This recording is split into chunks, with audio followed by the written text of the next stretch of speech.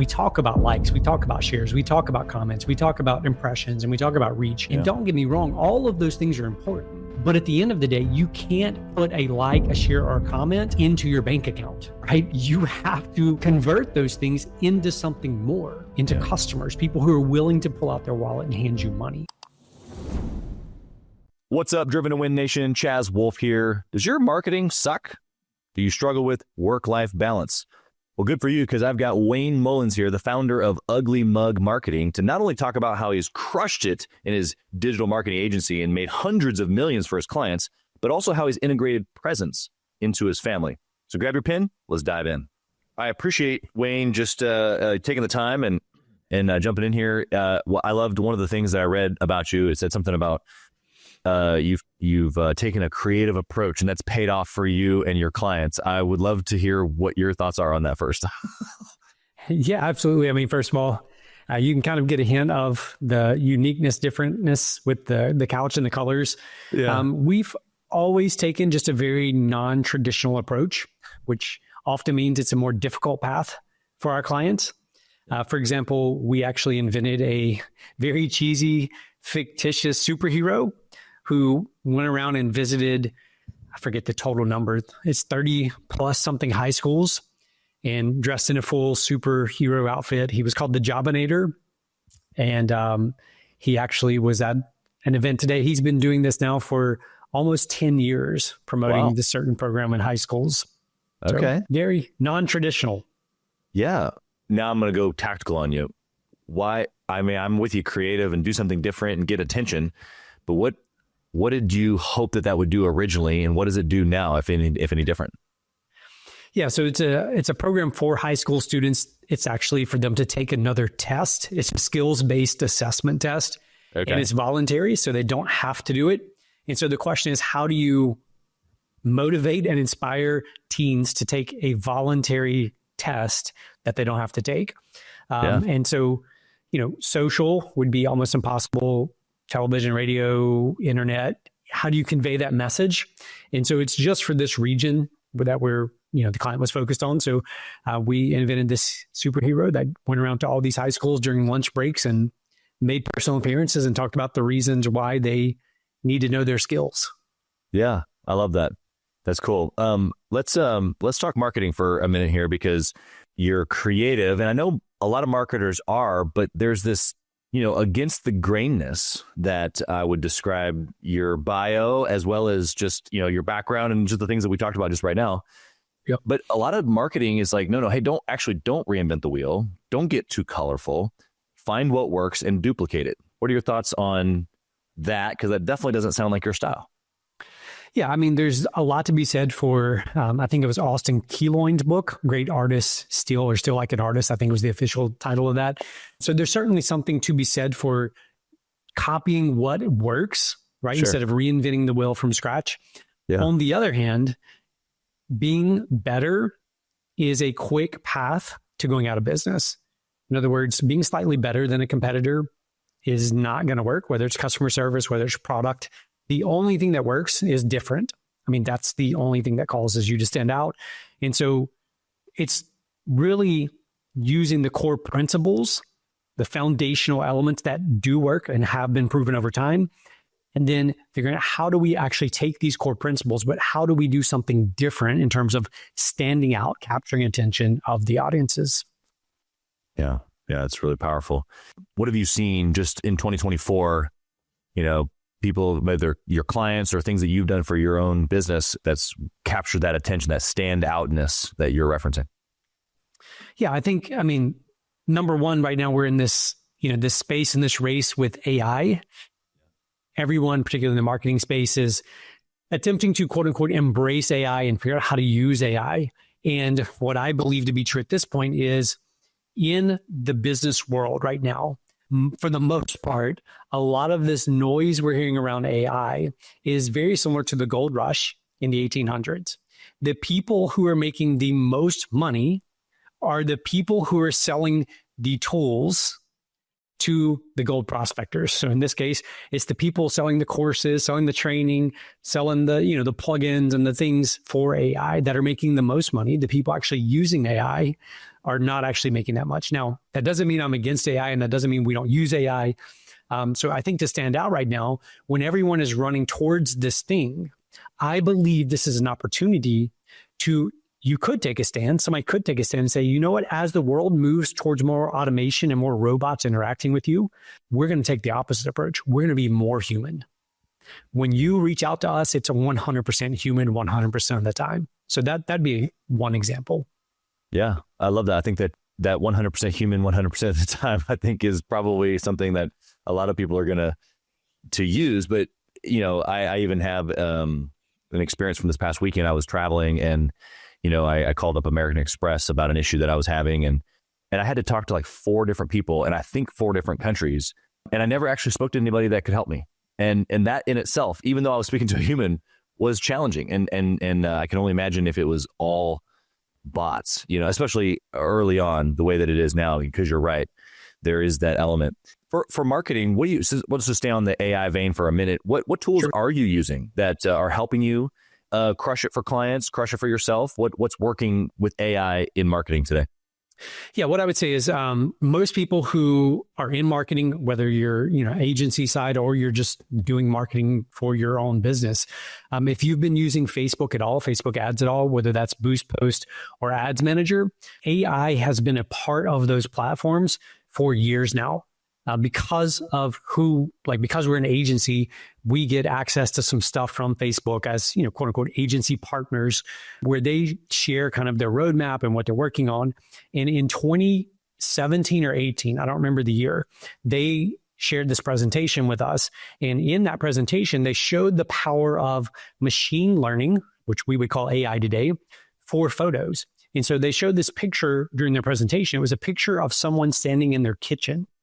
And they explained that their machine learning could read the brand of the refrigerator, the brand of the bread sitting on the counter. If it was glasses, like glass silverware, or plastic or paper on the counter, it could read things on the side of jars and determine what brands of products were sitting in the kitchen at that time. So this was 5, 6, 7 years ago now. And so inside the actual platforms themselves, now the advertising platforms themselves, they're making it where you have fewer and fewer choices as the user. They're forcing you to rely on their recommendations. So there's, in that whole side, AI is embedded into, we don't even talk about it as AI because it's just like, it's the way the platform works. So that's one. The other, I'll stop short here, but the other, obviously, Chat GPT, that is another big one, just for helping with content. I won't go down that rabbit trail, but I've got a whole rabbit trail about that there's surveys and studies around this that state that 77% of people can still tell the difference between AI generated content versus human generated written content. So, yeah, that's a big deal. I think probably the thing that we could give the listener there is, okay, fine, use ChatGPT, but then put some human eyes on it and make it sound human. Yeah.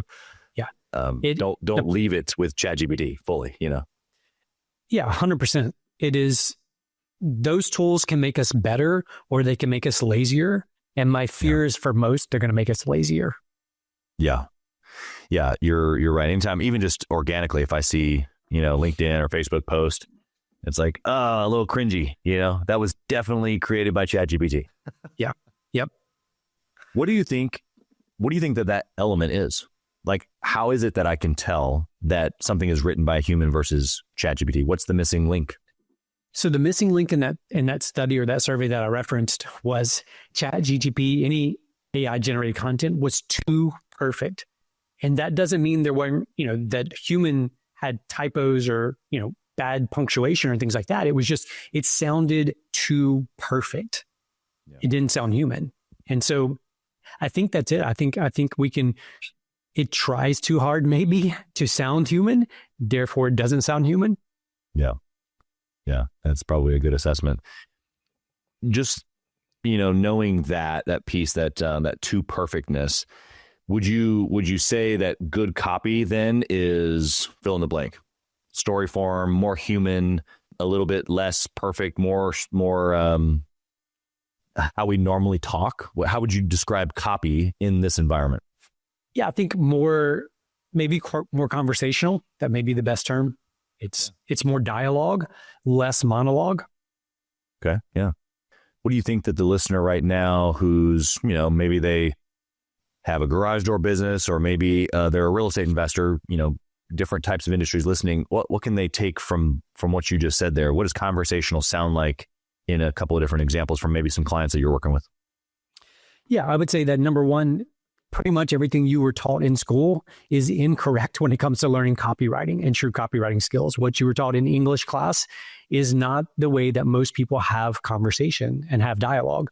And so that is a very difficult thing. We'll hire people. We've got a couple people with master's degrees, very well educated, and they'll come in and we will start teaching them how to do copywriting. And it goes against everything they've been taught, right? Because, conversationally, it's usually shorter sentences. It's usually no real long paragraphs, right? Maybe a couple of sentences, and then it's a dialogue back and forth. Yeah. So I would say that is the thing that as other people start embracing AI, and again, it sounds like I'm against AI or don't believe in using it. It's not that. I do believe, though, it creates a wonderful opportunity to lean against the grain here and talk about the human connection and talk about 100% human 100% of the time. Yeah. Yeah. I used to do the same thing in the sales process when I was training, hundreds of salespeople. It was, listen to a call and it's like that. Do you hear yourself? That's not how you talked over here in the meeting. It's just, so whether it's a phone voice, whether it's an AI too perfect scenario, it's like, if the more genuine really that we can be, whether it be talking actually in a sales environment or before the sales environment, and it's in the marketing environment, what you're saying is a dialogue or a more normal or a more regular approach, which is what's going to catch people. And then obviously what we want them to do is keep reading. And so if it's Absolutely. Challenging or too many words or too perfect, then we lose the attention, basically, right? Yeah, I would say that another misnomer, though, along those same lines is that shorter copy is better. And that is not always true. That is not always the case. If you're about to make a big purchasing decision, and it's multiple $1,000s, like you're probably willing to read quite a bit of information to make sure it's the right decision. One of the simplest copywriting hacks, if you will, that we teach people is this, that the only job of your headline is to capture people's attention, so much so that they have to read the first sentence. Your first sentence job, the only job of that sentence is to be so compelling they have to read the second line. And if you just think about that as you progress down through your copy, each line's job is just to get the reader to read the next line. That is it. That's the key to success in copywriting. Yeah, that's good. One of the things that I was reading, about you is that you think of digital marketing more than just likes, comments, and shares. How would you describe that for your agency? What you guys are able to do for your clients? What you guys have been able to do for yourselves? Why is digital marketing so much more than that? Yeah, I think, first of all, the marketing world has done a huge disservice, marketing agencies, advertising agencies, because we've embraced these metrics that are very easy and tangible to communicate. So we talk about likes, we talk about shares, we talk about comments, we talk about impressions, and we talk about reach. And don't get me wrong, all of those things are important. But at the end of the day, you can't put a like, a share, or a comment into your bank account, right? You have to convert those things into something more, into customers, people who are willing to pull out their wallet and hand you money. And what I would say is that most people don't know any better, right? And Facebook is so clever. They're brilliant. They've almost gamified this. They know that if they can show you a bunch of likes and engagement with the post that you just boosted, you're much more likely to click it again because subconsciously you believe that thing is working. That is, it's that simple. It's human psychology, and Facebook has embedded and ingrained it into what they do as it relates to advertisers. Yeah. Well, let's talk about like, shares, comments that probably come from more of like a boost as opposed to actual digital advertising. For the person that doesn't understand the difference here, and when they think of Facebook advertising, they're thinking about, I just need to boost my post, which is obviously not what we really want them to do. What's the major difference here that this person doesn't quite understand yet? Yeah. Boost post button is what enabled Mark Zuckerberg to buy his $300 million yacht.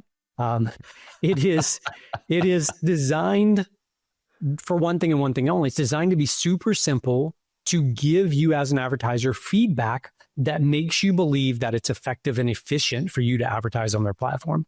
The problem with the Boost post button is this, that you are relegating your responsibility as a marketer to Facebook. You're saying, I'm trusting that they have my best interests at heart. Yeah. They're a for-profit company. Their best interest is the profitability of the company. When you go into Ads Manager, you have the ability to dial in targeting, unlike anything you can do with the Boost post button. So you can get super specific. You can run ads at exact times of the day. A great example of this, if you have a restaurant that's open for, maybe it's just for lunch, like it does you no good to promote your lunch special late at night, maybe, right? Unless you're targeting and you're saying things that say, have you thought about what's for lunch tomorrow? Right? So we actually use that targeting, for example, for a restaurant client of ours, where we run it in the morning time and it says, we know what you're craving for lunch today. And each day, we'll even use the exact day of the week. So on Monday, we'll have an ad that just says, it's Monday. We know how you feel. Stop by and have, whatever at our restaurant for lunch today. So again, you can dial into the targeting and speak directly to your audience. Yeah. I think that's great. What would you say, as a marketer, as an agency, entrepreneur, however, what realm we want to talk about your story, but what would you say is the number one single biggest success that you've had? I would say my family. I know that's not in the business world or context at all. I've been married 22 years, my wife Heather, and we have 4 amazing kids. I realize everyone says that about their kids, but we have a 17-year-old who's a senior this year. Then we have a 14-year-old who happens to be in driver ed this week, 13-year-old, and then our 11-year-old. So 3 boys and a girl. And we actually genuinely love hanging out together, just being together. It's great. That's my biggest success. Yeah. I mean, I love that. We talk a lot inside of Gathering the Kings about, how their, work-life balance really doesn't exist. And that's more work-life obsession and going, all in on both areas, and also health and faith and lifestyle, all the other elements we talk about as well. But what would you say that's given you the ability to focus on your family like you have, clearly, if that's your answer, even outside of growing this incredible business? I would say it's a decision. You just have to decide. To decide means to cut off, right? I don't remember the exact, but somebody can Google this and figure it out. But you have to cut off all the excuses that you can't make family a priority. So for years, that wasn't true for me. I mean, for the first probably 6 or 7 years of growing this business, I didn't believe that I had the time to spend with my family like I should, that it was the business's fault, right? We were trying to grow, we were trying to do all this stuff. And then one day it just dawned on me, like, the stories I'm telling myself are so powerful, and they are in so many ways manifesting and becoming real, because the more I told myself I didn't have much free time, the less free time I had. But when I decided I was going to change the story, my life changed. It's as simple and as complex as that is. Yeah, you're right. It's simple and complex, that decision to just do it differently. What, in that moment when you made that decision, what did that look like tactically? Calendar, timing, business availability, anything that comes to your mind? Yeah, I think learning to say no was a huge one for me. As your business or as your endeavors that you go into become more successful, the problem is you have more opportunities. And the more opportunities you have, it becomes very tempting to say yes to too many things. And so number one, I had to learn to say no to some really good opportunities. But I had to say the better opportunity was to leave every day by 5 o'clock and not be addicted to the phone, the email, the computer from the time I got home till I went to bed. Yeah. What do you think that's done in your family? And I would even say in your future family, because of, your kids eventually getting married and having kids, your grandkids. What are those decisions of not taking on those extra things and saying no? What has that done long term even? Yeah, I mean, number one, I would say, I I have friends and colleagues and, acquaintances in the business world who have kids the same ages as our kids, and they don't actually enjoy being together as a family. I mean, none of them directly come out and say those things, but, on the weekends, they all try to go separate ways and do separate things, and they don't want to spend that time together. We actually attempt to spend that time together. So number one, I would say it's evidenced, if that's a word, in the way we live. And I don't know that you can calculate the ROI, the return on investment for those decisions, because, no matter how big a business we grow, no matter how quote unquote successful we are in this outside world that we live in, at the end of the day, we all know, and we all would, for the most part, say this, that family is the most important group in our lives. And if we believe that to be true, the question simply is this: why aren't our actions aligning with that? Yeah, it's tough to be a man or a woman of integrity and be doing something different than what you say is important to you. Absolutely. Yeah, that's a tough place to be. What would you say? I mean, you've got a phrase here. I'm kind of switching gears on you. You got a phrase around like self-leadership or self-accountability. I know you talk a lot about leadership when you're on shows like this and leading yourself first.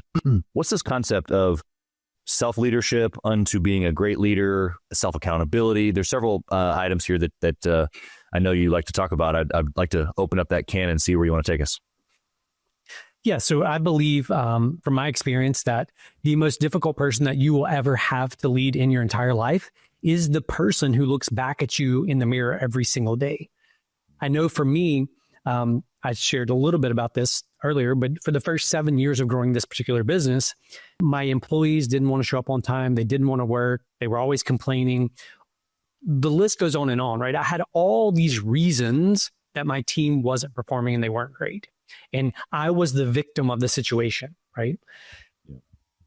I decided that I would address that. And there's a whole story, a whole catalyst that took place around this, but I decided that it all was a reflection of me and what I was willing to tolerate. And when I decided to take full ownership of that, it's amazing. I have a team now that is very high performing, self-accountable, all the wonderful things. And we, on a regular basis, it's a problem actually. We have clients try to poach our employees. It happens over and over again to the point where we've actually had to incorporate into our contracts that they can't do it without paying a penalty because this has happened over and over again. And I don't fault the employees. It's just, we fostered this culture. And here's the crazy thing. The difference between when my employees complained and didn't want to work and all these things, and now most of the employees were the exact same people. The difference is the person in the mirror that I was in charge of leading first. I was so busy pointing out everyone else's flaws and everyone else's weaknesses and all the things they were doing wrong that, it's the Bible adage, you can't point out the splinter in someone else's eye when you have the plank in yours. And I had this big log in my own eye, and yet I'm sitting here nitpicking everybody else's splinters. Yeah. Yeah. I want you to talk on that a little bit more because, I've seen this even just this past weekend. We were at a marriage retreat and we hosted a marriage mastermind retreat. And, a couple of folks that I got to interact with, you could tell they're good people. But even in our slight interactions in this event, you could tell that they were just super hypercritical and almost like we're sabotaging real growth in their marriage simply because they didn't get this one little bitty thing correct. And I think there's a difference between always wanting to go to the next level and always being willing to improve and grow versus being just hypercritical, constantly. What are your thoughts on that, especially in the environment and culture that you've created? Yeah, I think it comes down to feedback and how do we give feedback in constructive ways. And the reality is most of us are never taught how to give feedback. I think we tend to vacillate between one of two extremes, where like you were just describing, hypercritical about every single little thing, or we're the other extreme, which is completely passive in those situations where we're unwilling to confront, unwilling to give feedback. And then on the same hand, we go around talking about those people behind their backs instead of addressing it directly to them. So I completely agree. And I think that feedback is the fuel of champions. I mean, you have to, number one, learn to give feedback. Number two, you have to learn to actually receive feedback. Yeah. Yeah, that skill set. I don't know if I've ever actually seen it as a skill set, but we host a monthly roundtable inside of our community. And part of that obviously is where someone gets to share in a hot seat, and we go around and ask questions, and then a feedback loop. And, feedback might be tough love. It might be a connection. It might be a book recommendation. It might be some encouragement, and you don't really know what you're going to get. That's the part of being vulnerable, but also, like you said, being able to give good feedback, but then also being able to receive. Sometimes we get feedback that really isn't applicable. It seems applicable to the other person, but we, through our own filter, through our own, RAS, it's like, yeah, that's not really for me today, But that give and receive feedback, I think, is a huge skill set. How have you seen, switching back over to family, how have you seen that element of giving, receiving feedback either grow or harm marriage or family with your kiddos? Yeah, I think it's an important element, right? I think, again, with kids, so often we tend to hold things in, and then we tend to blow up, and we get frustrated, and, we let these little minor things build up over time. And what I've learned, or what I've discovered, is this, that, it comes down to standards. It's so much like in the business world. Like when you have clearly defined standards for your family and for your relationships within your family context. For example, no name calling, very simple standard that we have. And so, we've got teenage kids, and, they pick and they back and forth banter. But one of the things is we do not call names. Like you can pick, you can banter, you can joke around with each other, but there's no name calling allowed. And so it's little things like that that create the boundaries, I believe, number one, for healthy relationships, but number two, for healthy conflict, because conflict is a part of every relationship that we have. And what I would say, even the most important relationships in our lives, the healthiest ones have good, healthy conflict within them. Because if not, what one person or the other person is doing is they're bottling up these little things and they're not addressing them. And so I think having those standards and being willing to, learn. I think it's a learned skill. I know I certainly I wasn't born with the skill of how to receive feedback well, nor how to give it well. Yeah. Yeah. How did you learn it? Or how would you recommend that the listener learns it? I am very much a reader. I love to read. And so I would say I picked it up from actually reading. As a team, we read this really great book. I won't get the title right, so I'm not even going to try, but it was on giving feedback. I mean, the whole book was about giving feedback. Another book we read as a team as well was Crucial Conversations. Really, really great book. And, Boundaries, Dr. Henry Cloud's a fabulous book on establishing those boundaries, setting those standards. He has another book, Boundaries for Kids, another great book. Recommend pretty much all of his books, but really great stuff. I think the answer is this, like everyone's going to learn those things differently. I think what matters most is the intention. In other words, are you intentional in leaning into those areas? And number two, do your actions actually align with those intentions? Because it's easy for me to sit here and tell you all day long, yeah, I'm working on this thing, but if my actions never align with that, or then I'm just sitting here lying to you. Yeah. Yeah.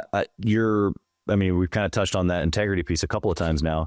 What do you see as, maybe whether they're team members of yours, other business owners that maybe even you in the past, what's the biggest gap between that intention and then action taking that you've seen people struggle with, and how they've overcome it, and how maybe you overcame it?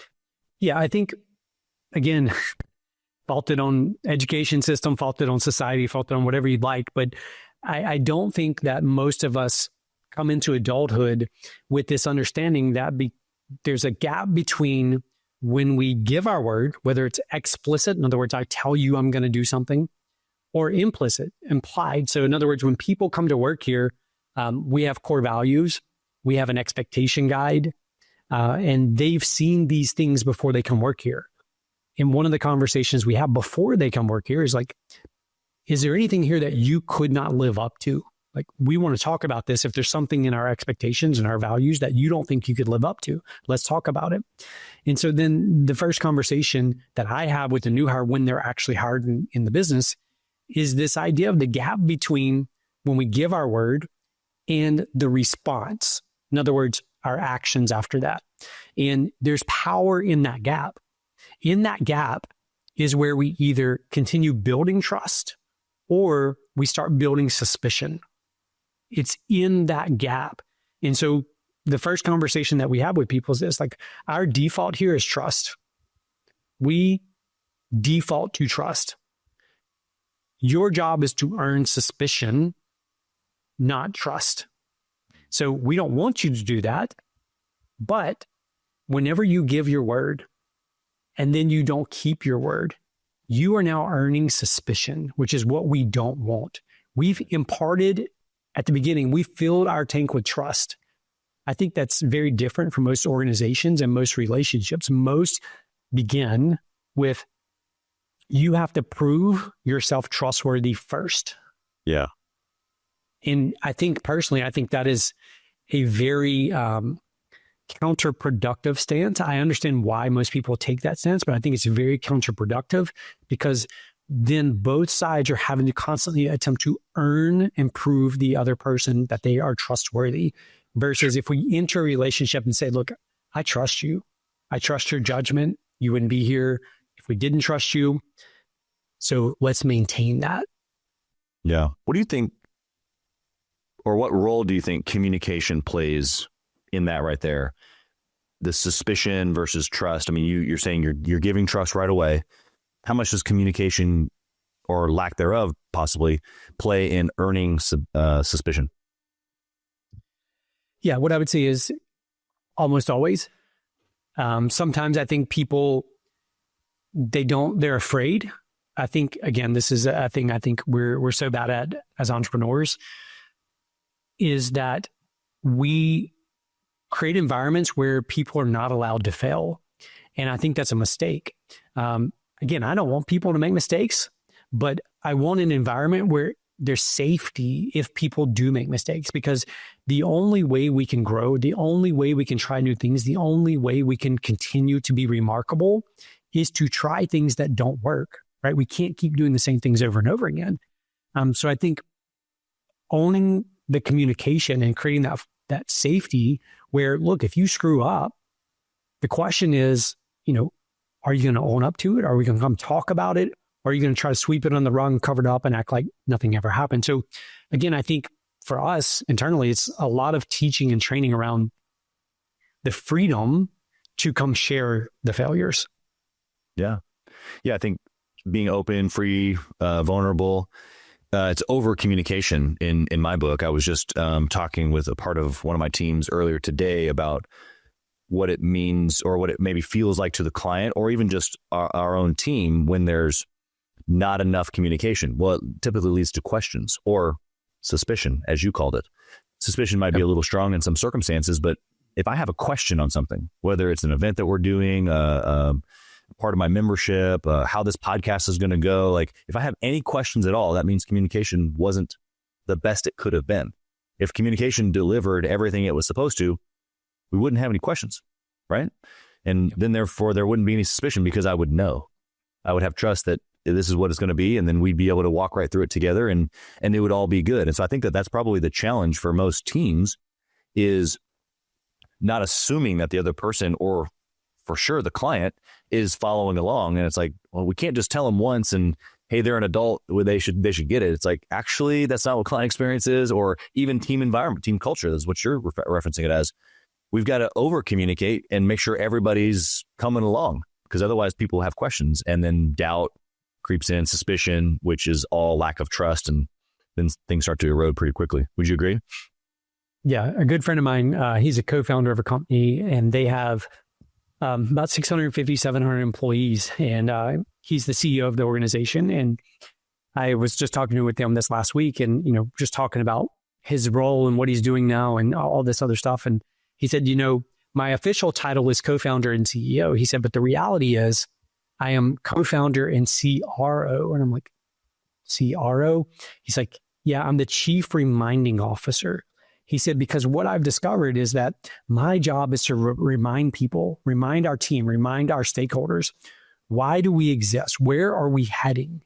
And what is your role in this mission that we're embarking on?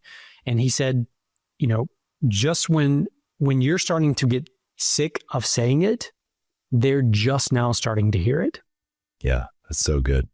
So good. It makes me think of a particular call that we've got our team right before we do a big event for some of our members. And I don't loathe, but it's that raw, like, hey, this is why we do this thing, and I've said it so many times now, but on the other side, it feels like you're probably right. They're probably just now hearing it for real. And like it's settling in, going like, oh yeah, like we do create incredible spaces for people to be able to grow in, and being able to see that come to life right before them, not just me say it, Mm-hmm. Yep. Yeah, there's a lot of value there. Okay. Well, I'd love to kind of wrap things up here by digging in just a smidge to some of this culture building. What tactically, you said that, early on business was, kind of maybe took your focus away from the family and maybe it was a little harder. Now you've got maybe more A players. What was the number one thing tactically that you did in the business to kind of transition from, like maybe a broken system or a broken culture to what you have now? And then we'll get to some other questions I've got around culture here in a second. Yeah, absolutely. So number one, it started with the conversation with myself in the mirror. I do believe that it was Michael Gerber who said a quote somewhere where he says basically that your business is a reflection of your thinking. If you're thinking sloppy, your business will be sloppy. If your thinking's disorganized and chaotic, your business will be disorganized and chaotic. And I firmly believe that to be true. I see this time and time again. As an agency owner, we get kind of a behind the scenes look into a lot of businesses, a lot of organizations. Yeah. And the outside and the inside often look very different. So number one, it was the conversation with myself and taking full responsibility for my role in allowing that to happen. Number two, it's the apology to the team. It's the apology to the team and saying, look, I've allowed us to foster this culture that we currently have today. And it's not a good culture. It's not an acceptable culture. It's not in alignment with our values, our mission, nor our vision. And that apology has to be sincere, right? You can't just say, I'm going to go apologize because it's the thing to do to fix the culture. You genuinely have to believe that. And you have to first believe that it's your responsibility and your fault for allowing the culture to get to the spot it's in. Number two, I would say is this, that from a high level thing, it's some of the things that we all know we should do, but we say we're going to get to them one day. And I've referenced these before, but you need a clear, compelling vision of where you and your organization are going. It's got to be written down. It's got to be crystal clear. And it should be something that describes the sights, the sounds, maybe the smells of the future when it arrives. The vision should be written in such a way that people know when it actually arrives, right? They've already experienced it through the words on the page. Number two, it's the mission, which is why do we exist? Number three is we have to have clearly defined expectations and roles. So when it comes to culture, Gallup every year does this study where they study workplace culture and engaged versus disengaged employees. And they just released the 2024 findings, and this was global, so this was around the world. 62% of employees are disengaged in the workplace. Wow. Another 15% are actively disengaged. And they define actively disengaged in a way that means basically they're actually undermining the mission of the organization.